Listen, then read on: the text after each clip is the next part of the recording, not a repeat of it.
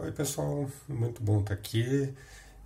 Queria agradecer muito o convite do pessoal do Filo Portal, do Pré-Vestibular Portal, da UFPE, para falar para essa série o que é isso. Deixa eu me apresentar. Meu nome é Alexandre Maier Luz, eu sou professor aqui no Departamento de Filosofia da Universidade Federal de Santa Catarina. Além de professor, eu sou um praticante de jiu-jitsu, eu jogo futebol e aquelas coisas todas que as pessoas que não são filósofos também fazem, né? Só para a gente não ficar pensando em filósofos como aqueles caras que ficam o tempo todo pensando coisas profundas, etc. e tal. Bom, eu sou um epistemólogo. Um epistemólogo é alguém, a palavra episteme vem do grego, é alguém que estuda o conhecimento. Episteme significa conhecimento. O que eu faço? Eu estudo conhecimento. A pergunta agora aqui é o que é isso? E eu vou responder a pergunta mais comum nessa área e uma pergunta que pode cair num vestibular, uma pergunta que é interessante sobre muitos aspectos, tá? A pergunta é o que é o conhecimento? Bom, primeira coisa, para onde a gente vai olhar? Tá? O que a gente está procurando? A gente está procurando algo relacionado com uma palavra. Como é que a gente começa essa investigação? Bom, vou dar um exemplo aqui muito rápido, né? Minha mulher disse para mim para passar a manga.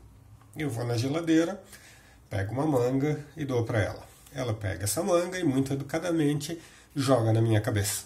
Eu disse, não. O que eu estou falando é para você pegar o ferro de passar aquela sua camisa e passar a manga porque está muito amassada. Quando a gente vai olhar para expressões linguísticas, a gente separa palavras que são iguais, mas que têm significados diferentes. Então, a gente não vai olhar para a palavra conhecimento, mas antes de mais nada, antes de dar qualquer passo adiante, a pergunta é qual é o significado da palavra que nós vamos perseguir. E isso é importante quando a gente fala de conhecimento, porque, vejam, alguém pode saber jogar futebol. Por outro lado, essa mesma pessoa pode não saber que um lateral direito joga no lado direito do campo ou que um zagueiro é alguém que joga na defesa. Ele sabe jogar, mas não sabe que tais e tais coisas nesse exemplo bobo que eu estou dando. Isso é importante para a gente separar duas coisas: saber como e saber que. Know how e know that, para usar as expressões em língua inglesa. Alguém pode saber como e não saber que, alguém pode saber que e não saber como. Pelo menos assim, a princípio parece uma boa separação. Como muitas coisas em filosofia, algumas pessoas tentam discutir isso, mas vamos partir da posição mais comum aqui. Bom, feita essa separação, vale dizer que a filosofia tipicamente estuda o saber que. Ele não é pouco importante, né? A gente usa esse termo, essa expressão associada ao saber que, conhecer que, muitas e muitas vezes no nosso dia a dia, e vale a pena prestar atenção no que a gente está dizendo, que está embutido numa declaração que pode ser investigada associadamente à pergunta o que é saber que, o que é conhecimento nesse sentido proposicional, como chamam os filósofos. Conhecimento associado a descrições. Vamos pegar um exemplo. A gente pode imaginar que não é burrice dizer que a mulher do Google, aquela vozinha lá no Google, sabe que o caminho para tal lugar é por aqui, virando à direita. Não é burro fazer isso, e notem, a gente faz isso o tempo todo, né? Liga lá e segue as instruções da mulher do Google. Alguém poderia discordar que ela sabe que. Poderia discordar, por exemplo, dizendo, não, olha só, a mulher do Google não é uma mulher, ela não tem algo parecido com uma mente, e por conta disso ela repete, repassa certas informações. Mas ela não é capaz de acreditar nessas informações. Notem que essa parece ser uma reclamação bastante razoável. Quem não é capaz de dirigir a sua atenção para aquilo que está dizendo, talvez, vamos supor aqui, aceitar que, talvez não seja alguém que possa ter conhecimento, que a gente possa dizer que tem conhecimento. Não tem conhecimento nesse caso porque não tem o que a gente chama tipicamente em filosofia de crença. Crença aqui é só essa capacidade mental de dirigir a sua atenção para o que fala. Tá? Não é crença religiosa, não é nada disso, é simplesmente algo que eu e vocês temos, e vamos supor a mulher do Google, talvez um cachorro, não tenha a capacidade de dirigir sua atenção para uma frase descritiva. O caminho para tal lugar é por aqui.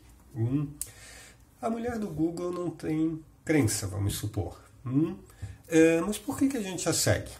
A gente a segue por duas outras razões que estão associadas à nossa pergunta. Primeiro, ela acerta.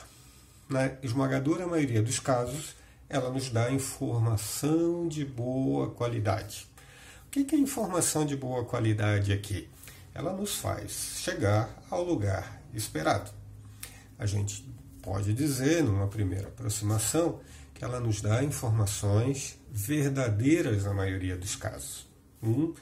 Nós checamos que a informação é verdadeira porque conseguimos chegar lá, no lugar em que a gente pretendia, e a gente lembra desse passado de sucesso. Esse tipo de sucesso a gente chama de verdade, de ter uma boa relação com o ambiente externo. Eu queria chegar em tal lugar, consultei alguém, e esse alguém me disse, com crença ou não nisso, que o caminho é por aqui. Segui o caminho, cheguei no lugar, eu digo, está tudo bem com essa informação. Ela me fez me relacionar bem com o ambiente. Essa informação é verdadeira, a gente diria. Mas tem uma outra propriedade, porque eu posso estar numa cidade em que eu nunca estive, eu, não a mulher do Google agora, por acaso cheguei ali, alguém me pede uma informação e eu, por alguma razão, digo, vire à direita. Eu fiquei com vontade de dizer isso. A pessoa segue a minha instrução, não nota que eu estou mentindo aqui, ou querendo enganá-la, ou dando uma opinião, um palpite, manifestando uma crença sem qualquer tipo de boa motivação, vira à direita e chega no lugar. Ela vai dizer, ele tinha razão. O que ele me falou estava correto. Mas notem, eu falei uma verdade, mas ao mesmo tempo acontece uma coisa estranha. Eu não era uma boa fonte de informação. Mas como eu não era uma boa fonte de informação, tendo falado uma verdade, porque eu acertaria em pouquíssimos casos em outras situações desse tipo. Eu acertei por sorte. Eu acertei porque dei um palpite e atingi o alvo. Essa terceira qualidade, que é esse terceiro tipo de valor aqui, nós chamamos em filosofia de justificação. Alguém diz algo porque acredita e porque, por exemplo, tem boas razões para dizer aquilo. Ele olha para o passado e vê que é boa fonte de informação, por tais e tais e tais razões, por exemplo. Tá? A mulher do Google, a gente supõe que, em algum sentido, ela tem um histórico de sucesso. Esse histórico de sucesso nos faz acreditar, ou nos faz não ser tolos ao acreditar, que quando ela diz vire à direita, é razoável seguir essa instrução. Pode errar? Pode. A informação pode ser falsa? Pode. O problema, porém, é que nós só vamos poder dizer que a informação era falsa ou verdadeira quando chegarmos lá.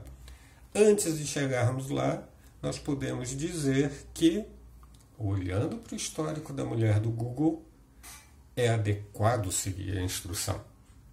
Pelo menos nesse exemplo que eu estou dando. Então, conhecimento proposicional envolve 3 valores. O valor de ter crença, o valor da verdade e o valor da justificação. Nós dizemos que conhecimento proposicional é a posse de uma crença verdadeira e justificada. Há muitas coisas mais para discutir, mas esse é um bom começo e quem quiser discutir para além disso, eu fico aqui à disposição de vocês. Um abraço para todos e até mais.